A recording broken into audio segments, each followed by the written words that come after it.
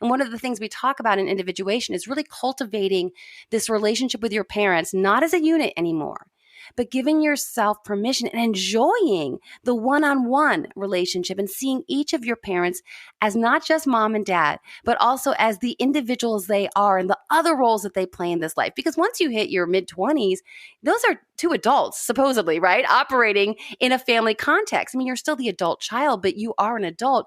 And one of the beautiful things about individuation, if we can get past the hard part, which is setting those boundaries initially and dealing with that feels like you don't love me kind of lashing out when you start to establish these boundaries. One of the beautiful things, though, is that you truly get to have that adult relationship with every member of your family who's willing to have it.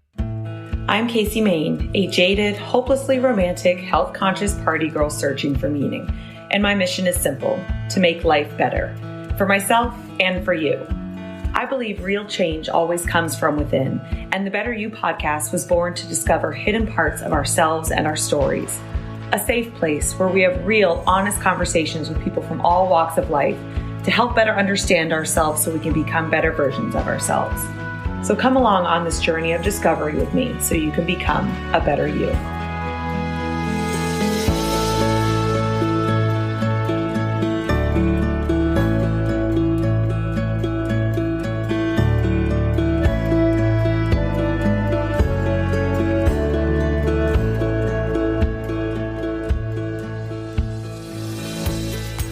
Hello, everybody, and welcome to another episode of the Better You podcast, where we focus on better understanding our relationship with ourselves.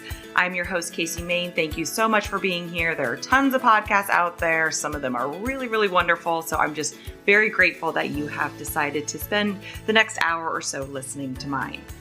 This is a super interesting episode. We are talking all about family dynamics and family norms when it comes to closeness and boundary setting, and then the process that every child goes through at some point, usually in their late teens or early 20s. And it is one of really kind of drawing that line in the sand and saying, like, I'm an adult, I'm my own person, and kind of breaking away from the parental guidance a bit. And that process, I learned, is called individuation. I had no idea that this was even a thing. And I was actually interviewed on today's guest's podcast, Love and Life with Dr. Karin, which is an amazing podcast. I definitely recommend you check it out. And after the interview, we kept chatting, and she mentioned how she was fascinated by the individuation process that I clearly go through in my book. And having never heard that word individuation before in my life, I asked her about it, and I immediately knew I wanted to do a podcast episode on it because it is just so relevant to all of us. We were all at some point that child going through our own individuation process. And if you have children of your own, either they already have, or maybe they currently are, or they will go through it someday. So this is just a really helpful conversation on how to navigate all of that, no matter what stage of life you are in. And considering a lot of college kids are kind of sadly and abruptly back home right now because of everything going on and school has moved to virtual, I thought it was particularly relevant to bring up and discuss this topic at this point in time. We do reference my book quite a bit in this podcast, and I wanted to let you all know that the audio version is still available to listen to for free on the podcast. It's episodes 27, 28, and 29, and I'll be keeping that up through April 12th. So definitely take advantage of that if you are interested in checking out my book. It is titled, I Gave Up Men for Lent, the story of a jaded, hopelessly romantic, health-conscious party girl's search for meaning. It is not a man-hating book. It is not a book solely about romantic relationships. It really tackles all relationships in life, family clearly being a big one, which is why I kind of brought up the individuation topic. And it's really just basically a book of kind of all the internal struggles that we all go through when it comes to identifying and then going after the life we really want versus the life that we are expected to have or sometimes feel pressured to have. All right, so let's talk about today's guest. Dr. Karin Anderson Abrell is a psychologist, author, podcast host, speaker, and musician. Her book, Single is the New Black, Don't Wear White Till It's Right, is a word of empowerment to singles, encouraging them to stay strong amidst single shaming, live life on their own terms, and never ever settle for anything less than an extraordinary relationship. Absolutely love that title. A former professor, Karin now hosts Love and Life, a podcast providing lively and informative discussions grounded in psychology research to help us thrive in all realms of love and life. And in this episode, we discuss what individuation is and how it affects the entire family system, different levels of connectedness and separateness and how that plays into individuation, the relationship between connectedness, enmeshment, and love, the struggles with individuation from the parent's perspective and how that can affect a marriage, ways to parent to make the future individuation process easier on everyone, how parental financial support versus financial independence plays into it, how a very close family can sometimes result in a very dramatic individuation process, which is kind of clearly outlined in my book, how parents can reframe their child's individuation process to make the change easier on themselves, and how to maintain closeness within a family, but also allow each member to be themselves and live their own life.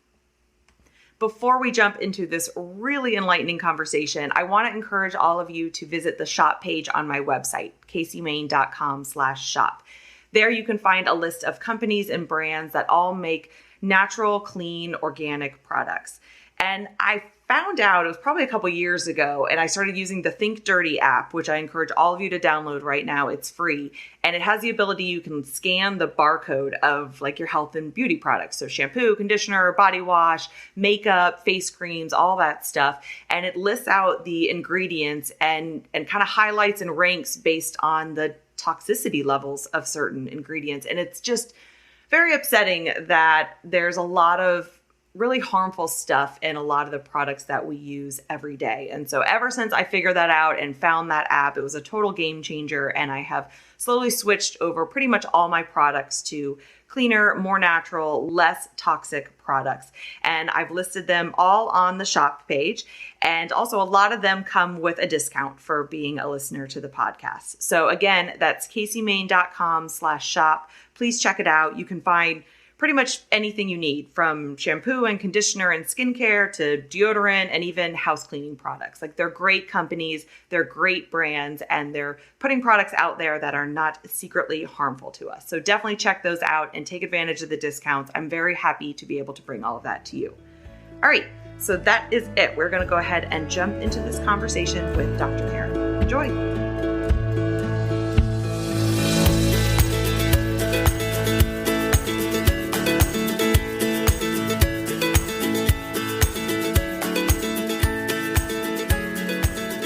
So let's start a little bit with kind of your story and your background and experience and kind of what it is exactly that you do now.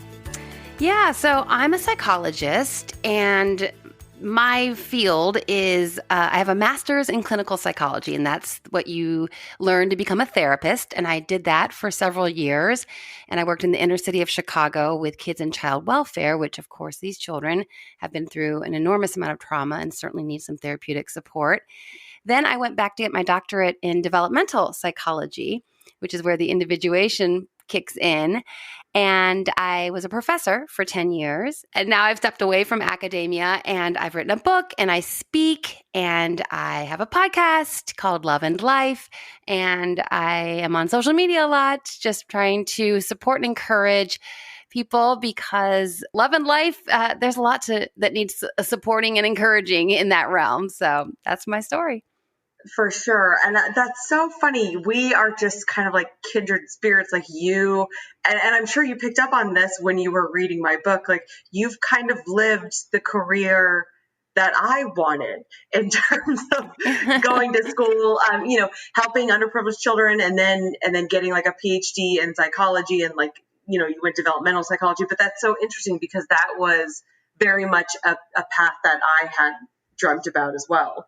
Yeah, I remember that in the book. And I was a little bit, there were moments in your book, you're just so candid and you're just so vulnerable, where I was like, oh, shoot, because I could see she has that passion. And you shared the story about the young boy that you connected with when you were working with kids years ago, and how it made an impact on you. And yeah, and so some of those decisions that we make in life, and, but life's so circuitous. You never know. You may come back into that. I mean, through the work you're doing now, you're certainly I mean, you could end up coaching or something, or maybe you do coach. I don't know. Maybe you do, but I don't, but that word just keeps coming up into my universe. And I'm like, I have some strange aversion to it, but it like literally keeps popping up. So I'm like, maybe I need to be more open-minded. well, only if your impulse is that you have that desire, that you're very interested, obviously, in how people tick, and that's psychology, right? It's the Yes. study of people's thinking and their behavior. Essentially, that's what it is. And so you're very intrigued by that, and you certainly are very introspective and have looked at your own processes and over the years and then written about it. So it just seems that if that were still something that was tugging at your heart at some point, the coaching route might be a way that would be feasible. I mean, you could certainly go back to school and get a master's in clinical psych if you wanted, or get a PhD. But if you didn't want to go that route, you maybe could fast track it with a coaching certification or something. I don't know a lot about coaching, but I just know a lot of people are doing a lot of good work in the coaching realm. Yeah. I don't know that much about it either, but I do know that, who knows what life brings. Like, had you asked me 5 years ago, I wouldn't say that I was doing what I'm doing now. So, the door to go back to school and maybe get a PhD in psychology and go down that route, like it's always still a possibility. So probably not in the short-term future, but, I tend to do things a little bit later than the average anyways. So, okay, but enough about me, because I want to dive into this concept of individuation, because I had never heard of this before until we spoke about it. I think it was actually after we recorded your podcast episode, so I don't think it was part of the interview. But explain exactly, or just a short definition of what individuation is, and then we'll kind of do a deep dive into it. Yeah, and it really was. It was coming to mind quite a bit as I read your narrative. And so, yeah, I'm glad that you're open to talking about it, because it's going to be kind of fun to use your story and your experience and your development as kind of a touchstone for it. But yeah, individuation from family of origin is a concept that comes from the family systems literature of psychotherapy. And so family systems literature looks at the family as a system and all these interworking parts, and how when you change one element of the system, everyone else has to adjust to that change. And so individuation in and of itself is just a normal, healthy process. And what happens is, depending on the culture, every culture is a little bit different, but developmentally speaking, we get to about late teens, early 20s. And again, that might be different based on your family's differentiation level. And that has to do with the family's tone and the family's rules. These are not rules that are written on the refrigerator, but these are rules that are assumed and everyone kind of understands covertly for what we call connectedness and separateness amongst family members. They're the expectation for how close and distant everyone is going to be and everyone is permitted to be. So the differentiation level of the family sets the tone for the child's individuation process. And typically in broader American culture, the individuation process really would happen pretty strongly during the college years. The typical model of a kid going away to school, and then during that time, having an opportunity to renegotiate his relationship to his parents. And that means now on an emotional level and a psychological level. So getting a little space, get a little distance, and yet still remaining close. And there's obviously it almost sounds like an oxymoron. Like, how can you be close and distant at the same time? How can you have connectedness and then also independence at the same time? But really, family systems or individuation theory suggests that we can have high levels of both at the same time. They coexist. And so everyone's path is a little different, like I said, based on the family's rules and the family's expectations. But individuation has major implications for other realms of life, such as your own personal development, identity development, and your relationships with friends, coworkers, and certainly romantic relationships. So that's it in a tiny nutshell, even though that was really not that that tiny of a nutshell. No, okay, I love it. All right. My first question is, is there rhyme or reason to that process happening around college age? Is it because of the obvious answer that a lot of people, not everybody, but a lot of people go off to college? Is it kind of this psychological component that once we reach 18, we're adults? Or what is the reason for that timing? Yeah, that's such a great question. It really has to do with society and culture and norms, because it doesn't happen in the same way in certain cultures. For example, when I was doing this research, and it's probably still the same, in many Italian cultures, Mexican cultures, if you aren't married, you still live at home. And there's no expectation that you wouldn't. And in our American culture, for the most part, now some of this is changing in the last 10 years, but for the most part, you go to college, which typically was away, even if it's only half hour away. But if you're living at the dorm, that gives you that space, that distance. You no longer are sleeping every night at your parents' home in your bedroom. You're living in the dorm. You have that space and distance. And then typically you graduate and you go off and get an apartment, or you go off and get married, or whatever your next step is. Of course, now, again, we're seeing some of this boomerang stuff and kids going back to live at home in their 20s. So that's changing the trajectory of individuation. Absolutely. So why does it happen? It has to do with developmental, societal realities, also just the urge for independence and I'm not like you that we see with teenagers, right? Teenagers have their own subculture and they're very concerned with, we are different than you old fogies. What do they call it now? Boomer. I'm not like you, right? Or whatever they're saying now. That's a normal, and we see that in most cultures, but we do see it in a unique way in American culture. All right, so let's go back to a little bit of kind of before the breakaway, before the individuation, because I'm curious as to like, because I only know my own experience Right. and like my own family, and that we were all, in terms of connectedness and separateness, like we're pretty connected, like we're pretty close, even into like extended family of cousins and aunts and uncles. And kind of there was this underlying theme of like, it's okay to, I guess, just like be in each other's business. So like that was my normal. Right.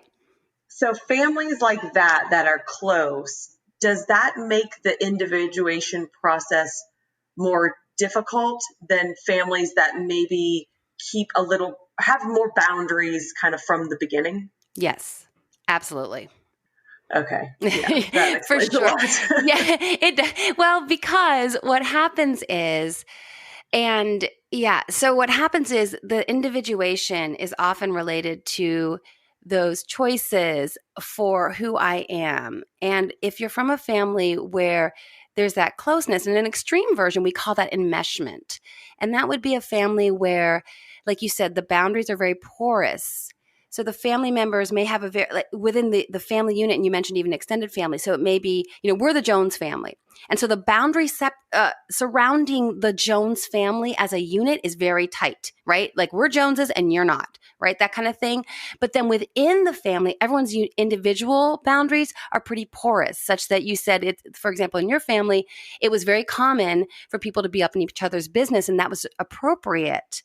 And no one had a problem with that. And what happens in many families, and I'm not trying to speak to yours, but if it's very enmeshed, what happens is it's enmeshment is considered love, such that I love you. That's why I need to know all of this about your business.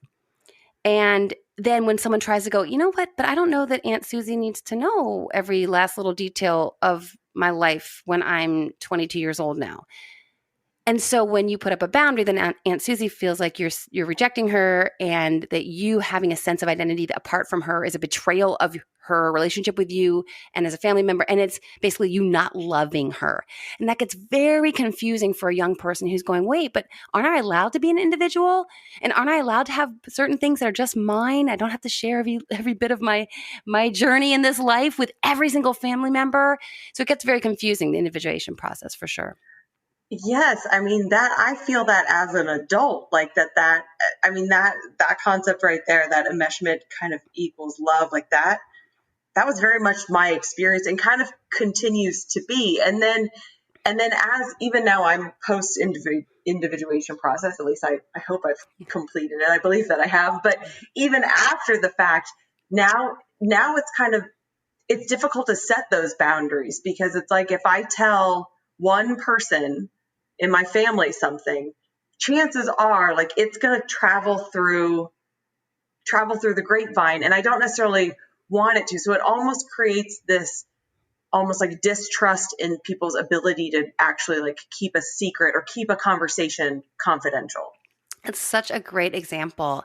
And that's something that really can be frustrating for someone who's going, hey, am I not allowed to have an independent relationship with my cousin Jenny that is just ours?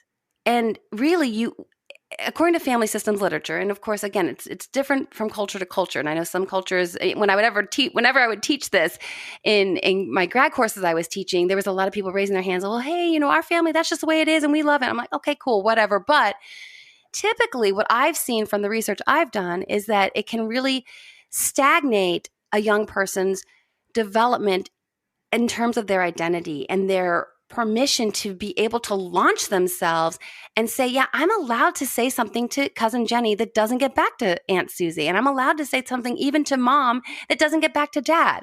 And one of the things we talk about in individuation is really cultivating this relationship with your parents, not as a unit anymore, but giving yourself permission and enjoying the one-on-one relationship and seeing each of your parents as not just mom and dad, but also as the individuals they are and the other roles that they play in this life. Because once you hit your mid-20s, those are two adults, supposedly, right? Operating in a family context. I mean, you're still the adult child, but you are an adult.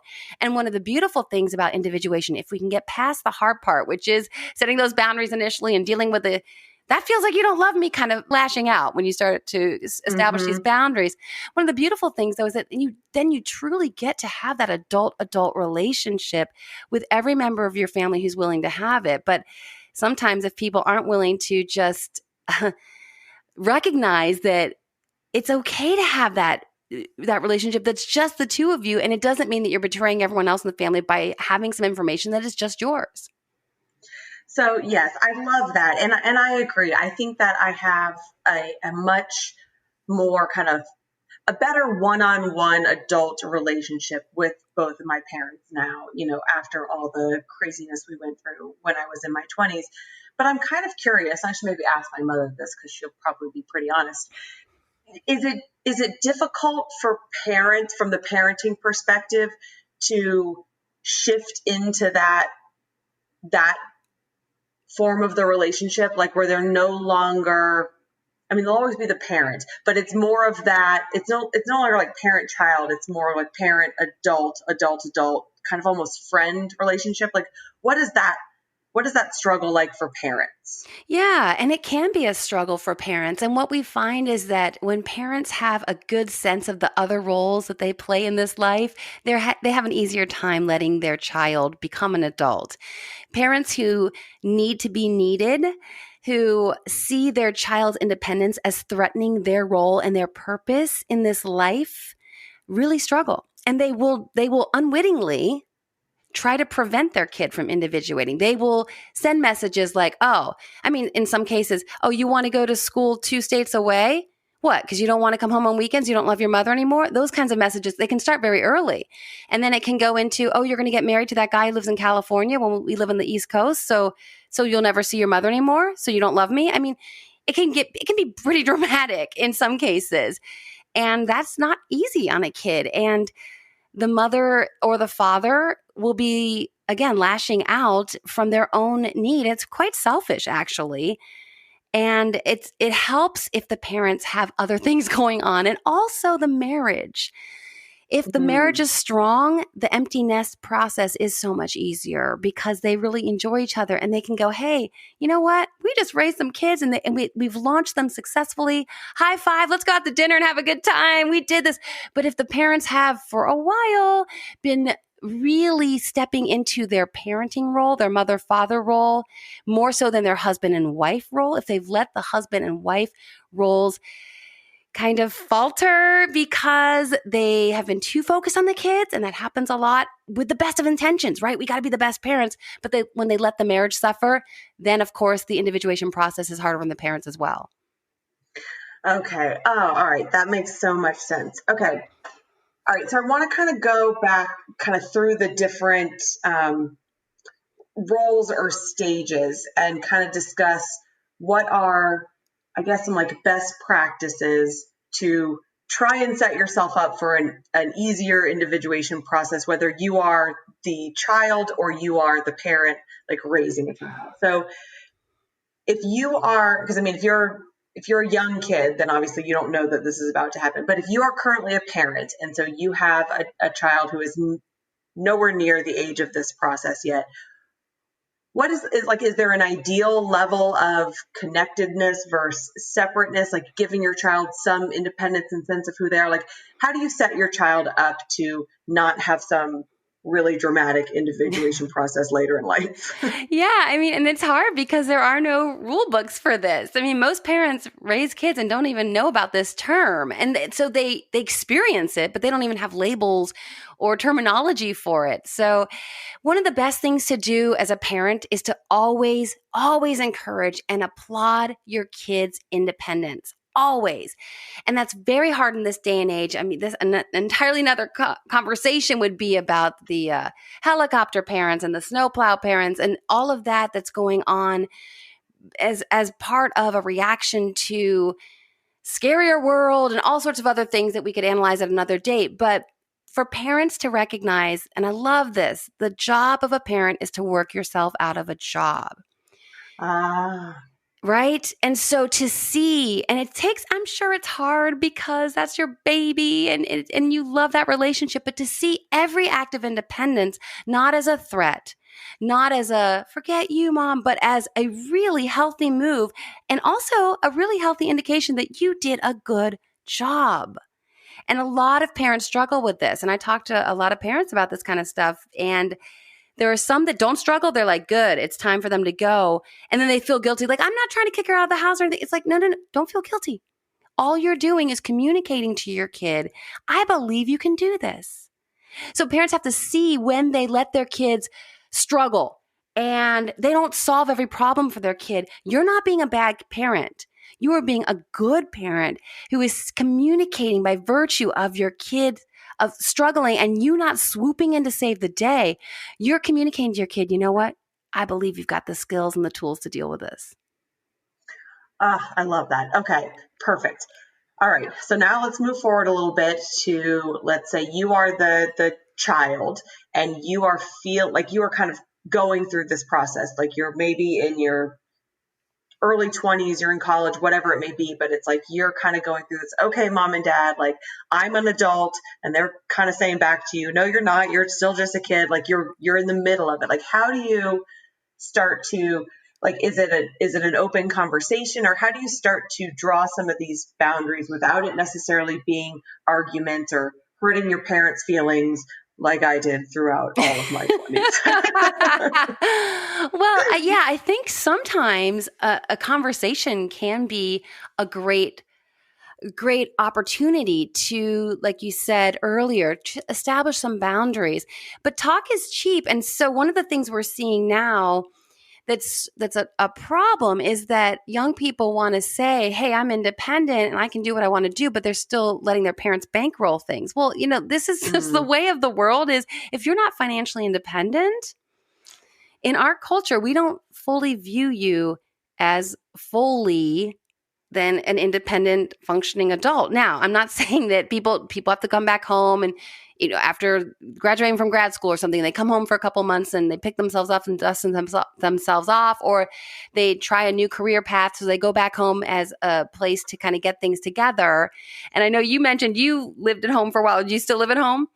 No, I don't anymore. But yeah, I did. I'm thinking, oh yeah, I was totally one of those people that had to like come crawling back. But crawling back for a time, I don't think is a bad thing. I think it's a wonderful thing for a young person who is launching and taking some risks and doing some things that maybe they couldn't leave that job if they didn't know, okay, I can go home for 6 months and save some money. But when this becomes 6 years, then we really have a problem establishing. And what happens, Casey, it's not just about your parents now, because your parents are going to have a hard time looking at you and treating you as a full-blown adult if you're not paying your own bills. And I just think that's fair. I don't think that anyone should run around town just claiming to be a full-grown adult when someone else is paying for them, bankrolling their existence. But what also happens is it affects the young person on an internal level, such that they don't feel as good about themselves. And they may, on the surface, they might be like, yeah, I love it that I don't pay my own bills, blah, blah. I can't pay the cell phone. I can't pay for my Netflix, blah, blah. So they on the surface, they might enjoy the cushion, but internally, whether they realize it or not, they don't feel as good about themselves, because we always feel better about ourselves when we are doing for ourselves. And so they stifle their own development if they aren't willing to get to your question, the first step is to really become financially independent. It's a huge, huge psychological milestone when we are responsible for our own existence. And it's a gift we give ourselves. It's a gift we give our parents. Even some parents will fight it because they don't want you off the dole because Right. they like that you're a little dependent because they're so comfortable in that role too. So it can be very complex. But the first step is to become financially independent. And once you do that, then you know that no one has any strings that they can pull on you anymore. So when they start trying to violate the boundaries that you're trying to establish, you can, with more confidence, say, you know what, but mom and dad, I'm an adult now. And I love how you put it. It doesn't have to be some big blow up. It doesn't have to be drama. It can be something really simple. It's like if your parents are trying to pay for something and listen, I'm trying to individuate. I need to do for myself. And if that means that I only get to go on a 3-day vacation this year instead of a 7-day vacation, so be it. I'm going to feel better about that 3-day vacation if I'm not being bankrolled. And when the parents go, oh, come on, I want to give this to you. And it's, have so much a better time if you go for a week. You can say, you know what? I appreciate your generosity. And you know what I love? I'm so thankful that you built into me the desire to be independent. You guys did that for me. And so I'm so thankful that you gave me that because I know that it's going to help me feel more confident as a young person and I'm feeling better about myself. I have a higher self-esteem. You guys did that for me. So thank you so much. You really can come at it from a very positive place. Yeah, that's a tough one though when your parents do still want to help in financial regards, because in some part of your brain you're like, okay, no, I'm an adult, like I'm an individual, I've individuated, like yay. And then the other part is kind of like, why would you turn down help? Right. Like that's silly. So that's a tough one. Yeah. But I see your point on that. I think it's also especially difficult when, like in my case, like when you're just making bad decisions. Like there was no ifs, ands, or buts about it. I was making bad decisions. And I was even aware of that. Yet I think my desire to, I guess, individuate outweighed the fact that I was making these bad decisions. And so rather than just saying to my parents, you guys are absolutely right to be completely concerned and trying to get all up in my business and change my decisions, I was just like, no, like I'm an adult. You can't tell me what to do. So I think it's like an extra complicated layer when you're being young and dumb. Yeah, and it's interesting because based on what I was reading and then what you shared, when the family is pretty tight, pretty close-knit, and almost to that enmeshed stage, then sometimes it takes a more dramatic individuation process. So that might have been some of your decisions may have been, for a family systems theorist would say that some of those decisions were really grounded in a way to hurl yourself out of the family. I'm going to do the exact opposite of what my mom and dad know or would want me to do.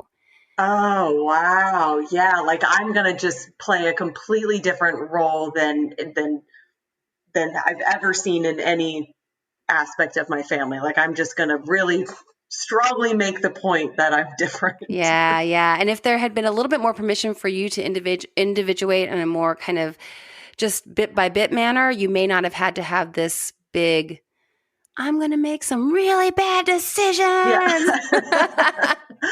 Wow. Okay. That is super interesting. I mean, I'm not gonna blame my parents for my relationship decisions in my 20s, but you better believe I'm gonna bring this conversation up to me like, all in a joking manner. Okay. So, and you talked about this a little bit earlier in the conversation, but when you're on the parent end of the child who's trying to kind of put their stamp that they're an individual and kind of break away from the family system a little bit, how can parents make this easier on themselves? They can get a life. That's really helpful. It really is. The more that they can go, you know what, I can see, yes, there's a loss. There's always a loss involved. Every stage of development, there are benefits and there are losses. So if a parent can go, wow, I'm anxious about the importance of of my role in my kid's life when my kid's 25 and doesn't need me anymore.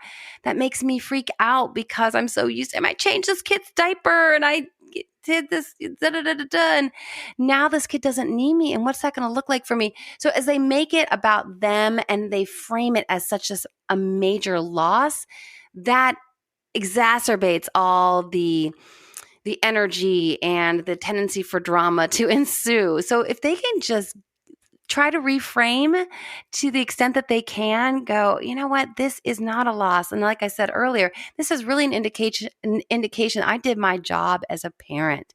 And I did it well because she doesn't need me anymore. Not the same way. Doesn't mean she doesn't want to have a relationship with me and doesn't want to connect with me. But the more that I can let her go, then she comes back to have this nice adult daughter, adult mother relationship that can be really beautiful and different. And frankly, if a parent can see it as, that's kind of nice that I'm not needed to the extent that I was before, because now I can go and pick up tennis again or take that trip that I've been wanting to take because I don't have to be worried all the time about my kids. So really, the more that parents can get a life and get a life apart from their kid and not see that as betraying their kid. Actually, that's a gift to your kid to let your kid know, hey, I'm good. I'm having a time in my life. So you don't worry about me. You just go continue to grow and develop and become your fabulous 20-something, 30-something self. And I'm going to do the same here in my 50s and we're all good. It's a real gift to everyone in the family. So it's almost like its own individuation process from parenthood. Sure. Yeah, you could look at it that way. Yeah. The stages of parenting. There's a lot of research on the family life cycle as an entity and the cycle of it. And like I said before, all the losses, there's losses and there's benefits and there's gains throughout, but a lot of times people get stuck at a certain stage of the life cycle. And a family systems theorist would talk about, so for example, if it was hard for, let's say, for the mother to individuate from the grandmother, right? Then she's going to have a hard time then letting her daughter individuate. A lot of these are generational patterns and these norms that are established. I mean, I grew up in Cincinnati, Ohio, and I went to college outside Chicago. So not that far, 6-hour drive. And one of my best friends from college, she lived in the suburbs of Chicago. So she went to college, not very far. She lived on campus, but it was maybe an hour away from home. And I remember one time she was talking to her dad and she was saying he was kind of putting pressure on her. She was maybe in her late 20s and she was individuating. She had individuated. She was living away from home and had her own life, was financially independent, but her dad was putting some pressure on her about something or other. And she said, he said, you never come home. I never see you. She's like, I'm literally an hour away because she had just had an apartment just near where we went to college. And she's like, I literally am an hour away. She's like, Karen is 6 hours away from her parents. And he's like, well, that's dysfunctional, so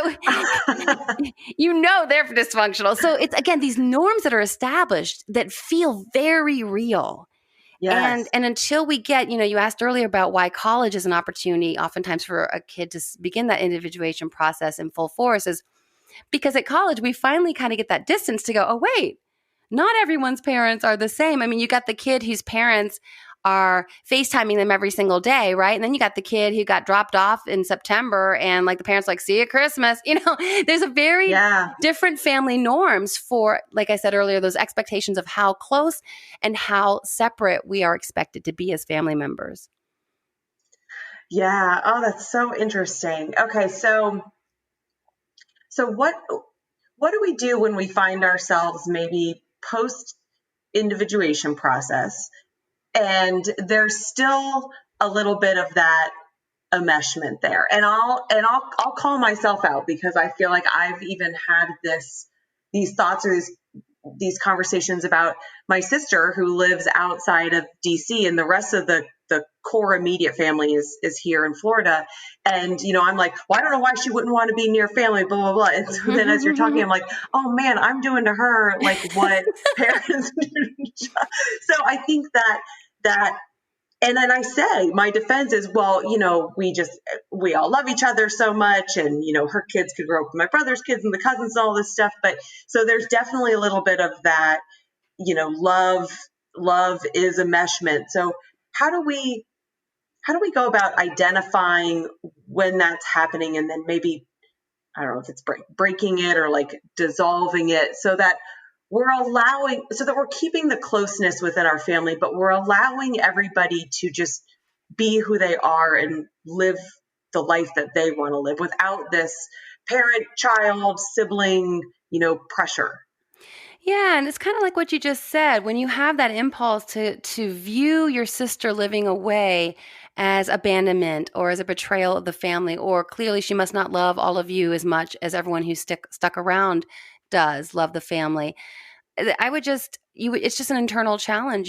I would just ask you to say, "Hey, do I have to view it that way, or can I view it that distance does not mean betrayal. Distance doesn't mean a lack of love. Distance just means this is where my life is. I mean, I don't know her situation. Maybe her husband has a job there, or she has a job there, or they love DC and they've always wanted to live outside that area. Or it's just about really how do you intend to frame it?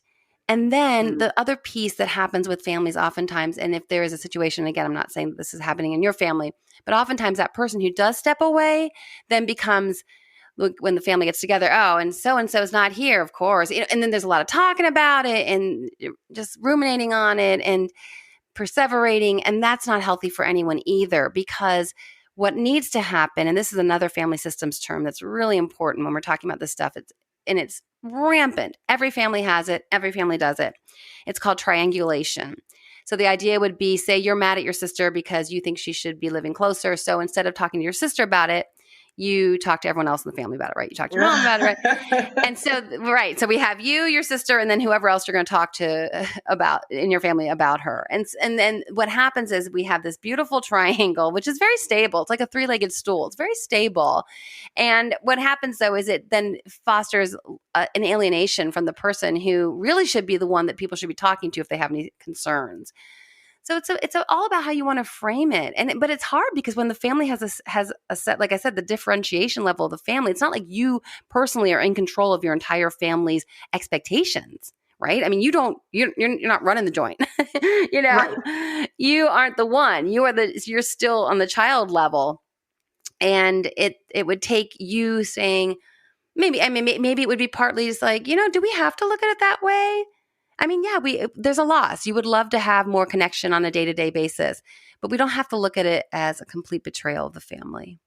Yeah. Yeah. And for the record, and Courtney, if you listen to this, like I don't think like she's betrayed the family. It's more interesting because I just caught myself of wanting her here and thinking, family above all else. And I think that's part of what makes this all so difficult and complicated is, at least in the world that I grew up in, like it's very, there's a lot of emphasis on the importance of family. I mean, you even see that like in movies and in our culture. And so it's almost reinforcing this concept of like enmeshment. Oh, yeah, absolutely. And family is wonderful. What happens is that when the enmeshment is really intense, the problem is that then is it wonderful? Is it wonderful to shame someone for, say, taking a job 3 states away? It would be a great opportunity for them individually. But some families, again, I'm not saying yours now, I'm just saying that some families, they would absolutely try to keep that person, that family member, back with them, like the umbilical cord hasn't been cut. And because family's everything. It's like, well, but can't I love my family and also have this really amazing job opportunity and take advantage of it? So family can be beautiful and it can be the most foundational and the solid rock for all of us, but only if we're allowed to have that foundation and also have a bit of space to be who we are meant to be. Mm-hmm. Yes, I love that. It's interesting because it's like all of this, if you want to navigate this process, no matter what end you're on, in kind of a healthy, like the least amount of drama way, it takes a lot of self-awareness. It does. And I know that like when I was going through this process, like I did not have the level of self-awareness to really kind of stop, put some space between me and my thoughts and look at it from a higher perspective and analyze it. And I think, that's something that we all struggle with just, on a daily basis. And so I'm just curious, like, what are your thoughts or advice on just how we can develop more self-awareness in general? Yeah, that's a huge question. And and it really, I love how you put it, just getting I can't remember exactly the words you used, but just being able to have a feeling and then look at the thought that's associated with it and just take a beat, right? Before Mm-hmm. acting on that feeling and really looking at that thought and questioning it and thinking, do I have to have that thought? Or is there perhaps another way to view this situation, which then if I change my thoughts, I change my feelings. And it's very cerebral, and it's something that I think just takes a lot of discipline and practice.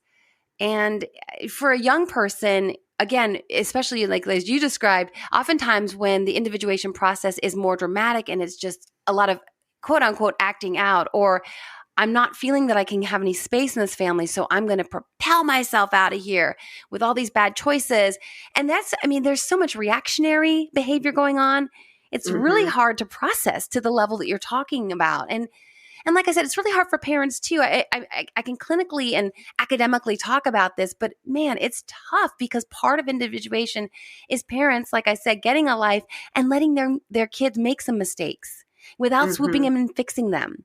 And that's hard because you're thinking, as a parent, you're like, I gave you all these values, I instilled all this in you, and now you go off and make that foolish mistake. I mean, what are you doing? So it takes a lot of discipline to not just react, but to respond with thoughtfulness and with being contemplative and introspective. And all of that's just the work that we're all called to do, our emotional and psychological work. And to do that self-awareness, like you said, it may be getting therapy, may be the first step to really have someone hold a mirror up for you so that you can, when you say something, you can have someone reflect back to you, well, this is what you said. And then you go, oh, I don't know if I mean that, right? Or maybe Mm-hmm. just scheduling some time with a trusted friend who you know is a great listener, who can really try to be as unbiased as possible. Although friends, there can be enmeshment in friendships. Oh Sometimes we have to yeah. habituate for our friends too. But journaling, all those kinds of things where we really try to process. And I love that word process because it is a process. Even when we're 45 years old, we can still be struggling with individuation. It's not that it's something that it happens and we're totally done, because different situations, a crisis in the family could pull people together and then have a hard time. If they lose a family member, then it can be very difficult. Now, how do we renegotiate these relationships now that we've felt this extreme loss and now everyone's feeling very vulnerable and we want to cling to each other? And that's not in and of itself bad. But again, it could ramp up some of those expectations that have been enmeshed in the past. So it's complex, but self-awareness is absolutely key, and it's an ongoing journey and an ongoing process. For sure. And I think what really helped me was kind of the reflecting and the journaling on chapters of my life that were way far in the past. It's like it was easier to start to develop self-awareness looking backwards because you're not Mm. so close to everything and so reactionary. And I think that kind of helped me just develop the muscle, like the mind muscle of, okay, well, there are different ways to look at situations. And it's like once you see that in your own past, then you know it's true for your present as well. And so I think it was just helpful to start far away, like start far back. And then that eventually kind of crept more up to the present for me, where now I like to think I'm much more self-aware than I used to be in like real time. Yeah, I love that because it's the idea of looking back at the way that you saw the world at a certain stage of your development. And you had the journals to go back and look at those words that you wrote and go, I was really locked into that way of viewing things. But now I don't see these things in the same way. And wow, I could be more flexible. At the time I wasn't, and that's fine because we were young and we're immature and we're cognitively not as flexible in terms of our cognition. But psychological flexibility is a term from ACT, acceptance and commitment therapy, which is something I love so much. And I talk about it a lot on my podcast. So if anyone's interested, they could check out, especially my episode with Dr. Stephen C. Hayes, who's the creator of ACT. And he just recently wrote a book that he came onto my program and talked about called A Liberated Mind. And it's all about psychological flexibility because that gives us the permission to see any situation, to recognize that there are always different ways to think about and view them. And that helps us not get locked into the rigidity of feeling depressed and feeling anxious. So, for example, with individuation, the parent, for example, who's really having a hard time, that psychological flexibility will allow them to have that easier time of viewing this loss of their child as going, oh, wait, but I'm gaining a new friend. And we're family, and we can truly have a friendship now because I'm no longer they're not totally dependent on me anymore. So that true friendship, adult, child, adult, parent can really thrive. But that takes psychological flexibility. So that's something else that I think is really important to look at. And I love that you going back to your journals was a way for you to go, wow, I can see things. I saw things differently then. I can see things differently actually now. Things that I think I'm rigidly adhering to in terms of my cognitive state and my thought patterns. I wonder if there's some wiggle room there. Yes, yes. I love that concept of psychological flexibility because you're right. So if you kind of open your mind to the idea that, wow, there are a number of ways that I can view any scenario, then that is like the psychological explanation of kind of the concept that we're creating our own reality and our own lives. Because it's like you can view things so many different ways. And like the beauty is you get to choose which way you view it and like what you want to think about it and how you want to see it, which then becomes the life that you're living. So, as a parent, you can look at this as, oh my gosh, this is devastating that my child is gone and they don't need me anymore. And that's your reality. Or it's like, oh, look at all this free time I now have to, pursue the dreams I always wanted to, but that I put on hold to be a parent or whatever it may be. So I love that. That's amazing. It's really powerful stuff for sure. Okay. So I know that there's also, I know a couple people who have experienced this within their own family, and it's always very devastating. And it's kind of this almost like seems like an extreme version of individuation, but it's when something happens and then they really just either totally cut themselves off from the family or just severely, severely distance themselves. Like what's happening in those scenarios? Yeah, that's what we call disengaged. And that is actually, even though on the surface, it may look like, oh, I have so individuated, but really on the psychological level, they haven't individuated at all. What happens then, and again, sometimes people have to cut off. I mean, if you come from a home where there was massive amounts of abuse or something, I mean, people have to leave toxic situations for sure. But what happens sometimes is people, and again, I mentioned earlier, when they have these more dramatic propelling themselves away from the family, it's because no one in the family, themselves included, can handle that kind of more gradual trajectory of individuating. It's just too painful for the family. Everyone, it has such high levels of anxiety about these developmental transitions that everyone just freaks out. And it could be the parents going, well, they can get out of here. Or the kid going, I'm out of here, slam the door, don't let this door hit you in the butt or whatever. And what happens sadly though, is when that cutoff happens, when they have an emotional cutoff, you are then stagnant in terms of your own emotional development with your parents.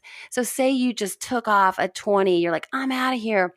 Then as you go through your 20s and your 30s and your 40s, you are still in this realm of your emotional development. You're still 20 because you're not interacting with your parents anymore. You're not working that stuff out. You're not having those little, okay, how do we navigate and negotiate this as I'm individuating? You've cut off.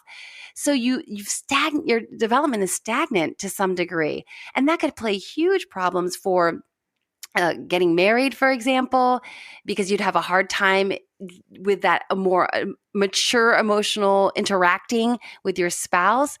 This kind of thing, you would still have, say there was like a young man who cut off from his father because they just couldn't navigate the individuation process. Well, this is a guy who may have problems with his boss at work all the time, right? Because he's never fully worked out his father issues. So it can be really painful. And again, on the surface, it looks like, hey, I'm out of here. I've individuated, but it's actually the opposite. They haven't individuated at all. That's so interesting. Yeah, because it's like that relationship never continues to grow and mature.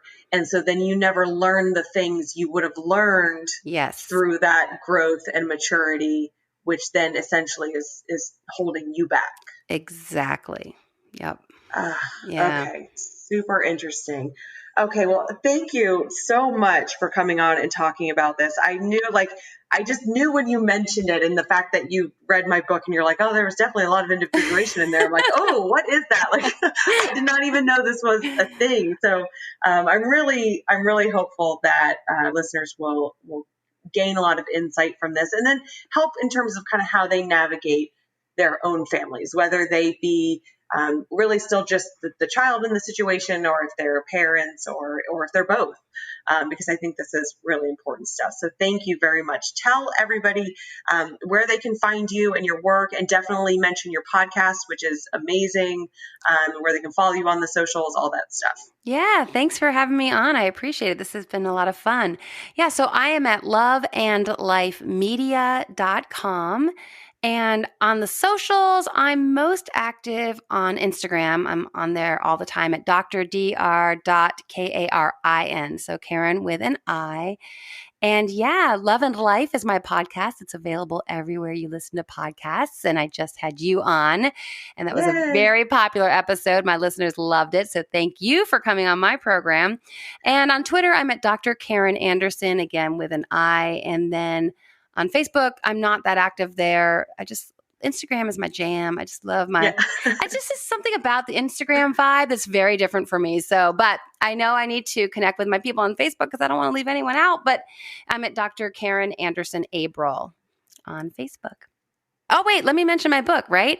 Oh, yes, definitely. So any single people out there, my book is a word of empowerment and encouragement for singles. It is not a how to snag a man book. It's the exact opposite of that. It's all about being happy, hopeful, and positive, and thriving in your single life now. I didn't get married until I was 42, so I know all about the vicissitudes of the dating jungle, but I can tell you it is worth it to wait for the right one for you. The book is called Single is the New Black.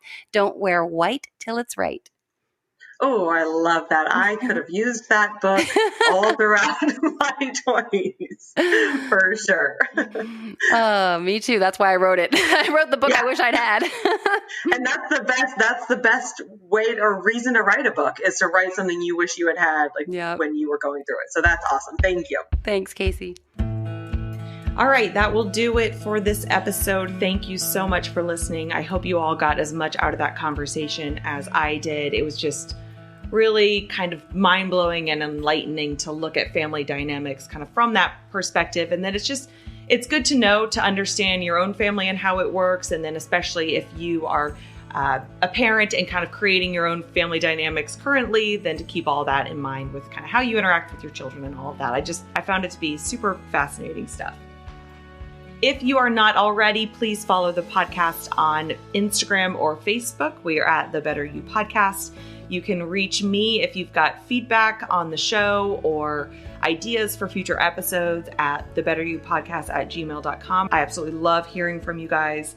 If you have not already, please take a minute and leave a rating and review for the podcast. It helps in terms of discoverability and growing the show so much. I'm loving doing this. I want to be able to continue to do it and reach more people and bring on incredible guests and have wonderful, enlightening conversations and share it all with you so we can all learn and grow together. And reviews really just do help in the podcast world. So please, if you can, it will mean so much to me. They make my day when a new review comes in and I get to read it. So please take a minute and leave a short rating and review. And that is it for today's episode. I will see you all next week.